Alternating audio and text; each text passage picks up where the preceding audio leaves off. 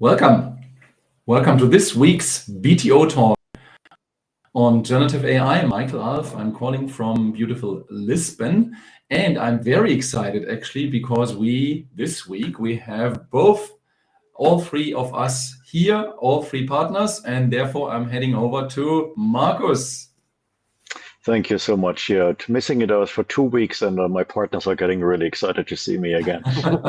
Markus Keiper from the National University of Singapore, where I'm professor for marketing.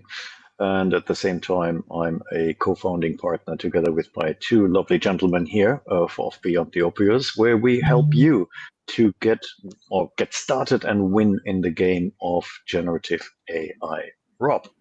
Yes, Markus, we've missed you. We've missed you. Great to see you back. So Rob Thurner, based in London, working with Cambridge Judge Business School on their digital transformation and disruption program, and working with clients mainly in the Middle East, where I've just come back from.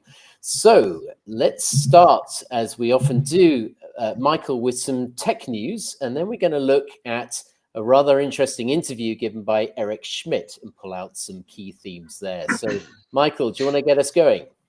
Excellent. Yeah, thank you very much, Rob. And as always, a quick tech update that's happening every week. There's happening a lot, as you know. This time I picked news from OpenAI again, one of the foundation models and the best known from ChatGPT. And they actually made available something new, which is called Codex. So CODEX. And it does what it says it does. It's coding. The advancements are remarkable in the area of coding. And this is the next step on this pathway, which really allows kind of the normal average people to code or to get something coded for you. So that means you only have to describe what you need, what you want. It gets easier and easier. Is it easy? Not necessarily. For more complex things, it's not easy. But for simpler things, it actually is an interesting pathway, and we might cover that in the future. At the moment, this first version is only available for, I think, the pro and the business solutions, not even the simple paid one. So it's still limited because it takes resources. But it's an interesting and exciting things. There's a lot happening in this coding space, and OpenAI again kind of makes this huge step forward. So that's kind of the tech news. Rob, over to you.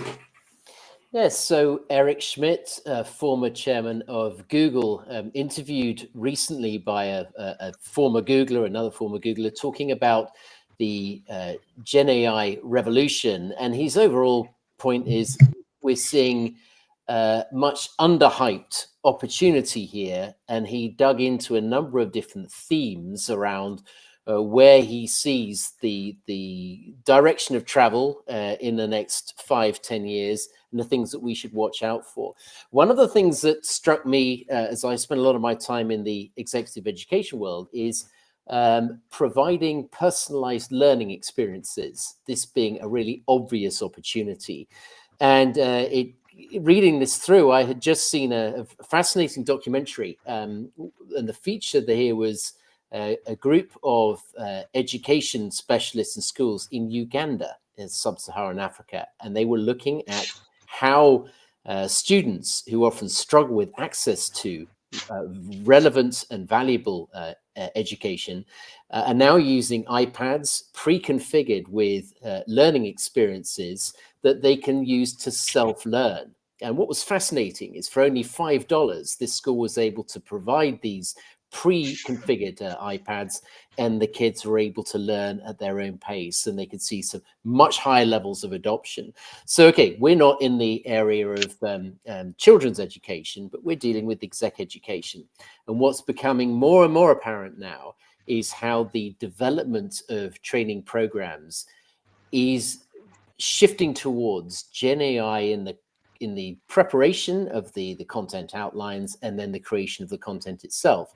And of course, the more we're tracking the needs of the user or the needs of the team coming into the program, the more we can customize our programs and then get data on, attendance and what they found most valuable, which helps us to future design programs to make them as relevant as practical as possible.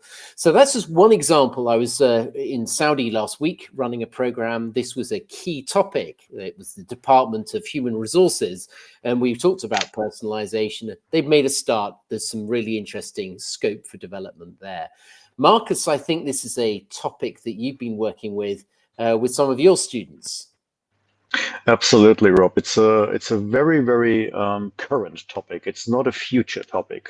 We had a conversation in our Executive Masters of Business Administration class here in Singapore this week at the National University, with around 40 to 50 students from different verticals, different countries, different functions.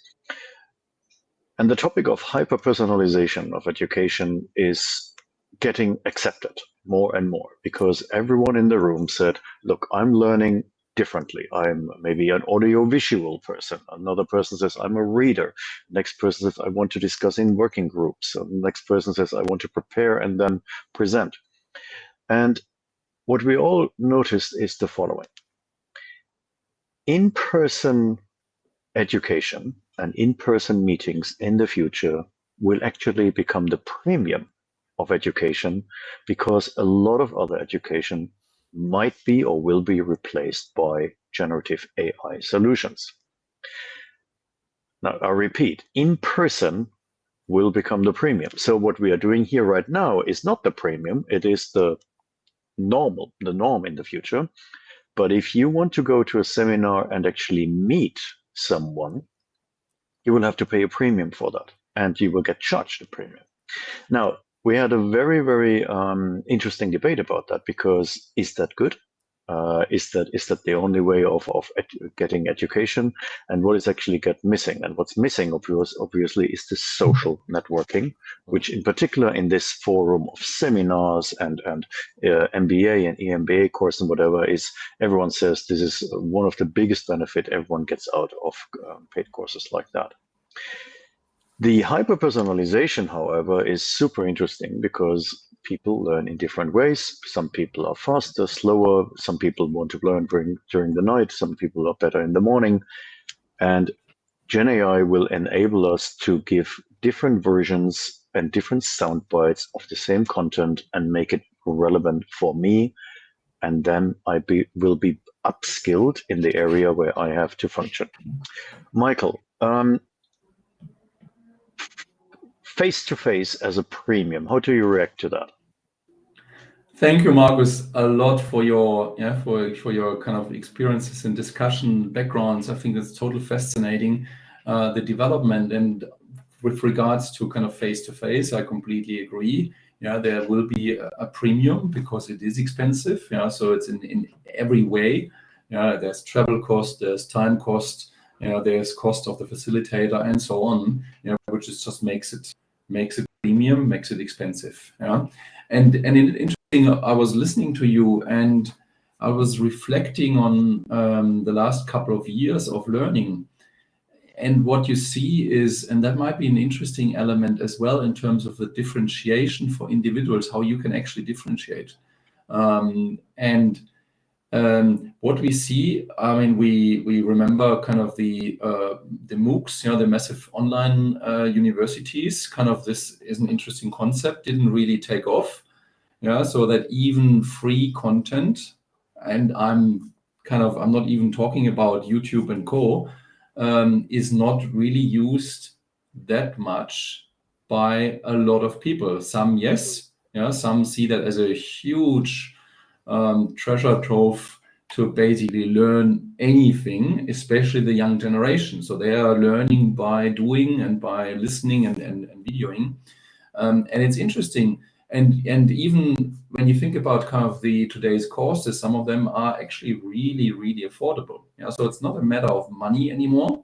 So that is kind of ubiquitous, available, and still people don't do that. The question now becomes, what needs to shift? And maybe that's, Rob, for you a question. So kind of what needs to shift that actually, let's say, average people like us are learning, are incorporating learning and progressing into their workload, because we all have the situation, and I talk that when I do keynotes, I say overwhelm is the new norm.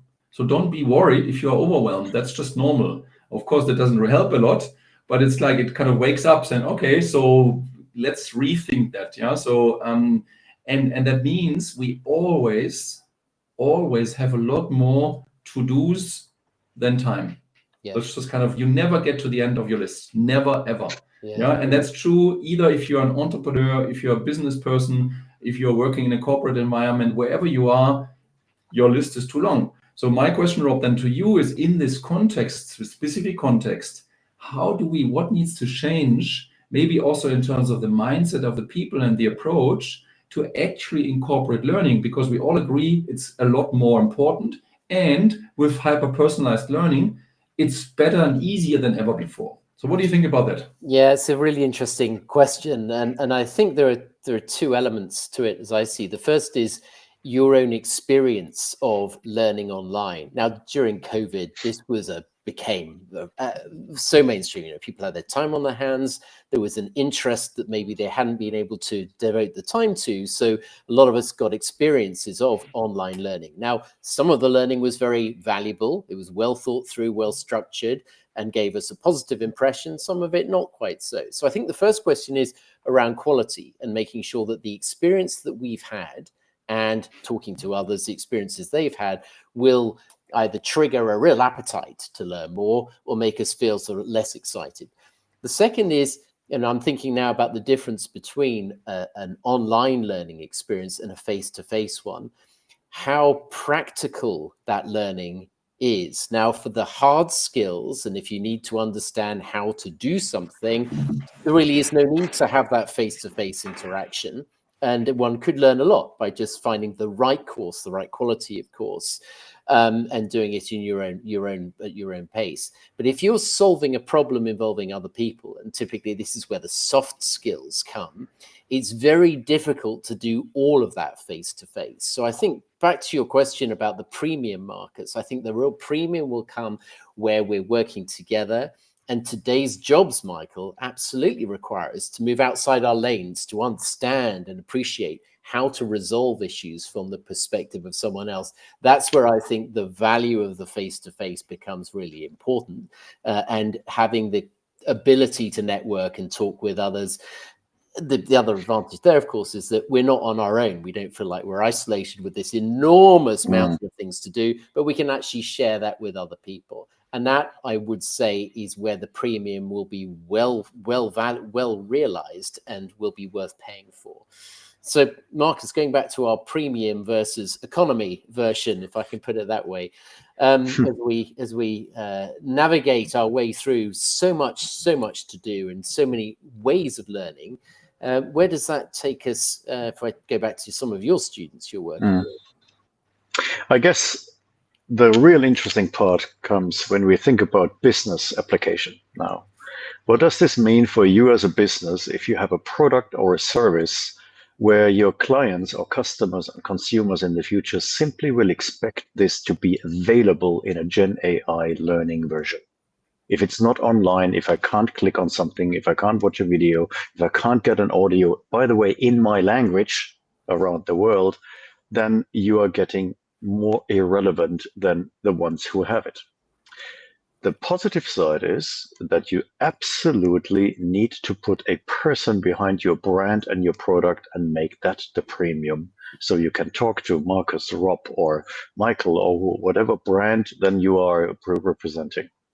So the way of thinking you need to have in the future, whether you're in marketing, business development, of products, in manufacturing, in services, in anything, is that you will have a Gen AI solution, which is, like Michael used the word, ubiquitous, and it's available 24 hours, 365 days. And then there is a personal event which becomes the premium. And people really want to be part of that. Now, whether this is a face-to-face or you create another personal experience, that is something we will discuss in the future as well. But I think the message is that whatever we share with you now in an example of education is also relevant for your business as well. And by the way, for team meetings in organizations. Rob, you asked, we talked about, will board meetings and team meetings only be virtual in the future because everything else will be analyzed through GenAI and decisions will be prepared through GenAI? Will boards actually still have to come together? Let's discuss that in a couple of next sessions. Sounds good. That's the cliffhanger. Michael, Absolutely. Take us into the future. Yeah, to wrap that up, let us know what you think, what questions you have. Maybe that triggered some thinking. Yeah, it's a huge, complex topic. Yeah, it's something which affects everyone. I mean, we are the same. I ask myself, well, actually, how do I kind of learn and advance? Yeah, so and I struggle kind of putting time aside to actually advance and learn things. But it's more important than ever before. Yeah, so you have to rethink some of your flows, maybe, some of your structure, how you structure your day. When is it good to learn? Yeah, how is it good to learn? So all these questions come in, and kind of this balance between the face-to-face and the virtual element. So I think it's an exciting time. Let us know what you think, and we see us next time again. Reach out to us, and wishing all of you a wonderful week. Thank you for your time. Good to be with you guys again. Thank you. Bye-bye. Welcome back. Have a great week ahead.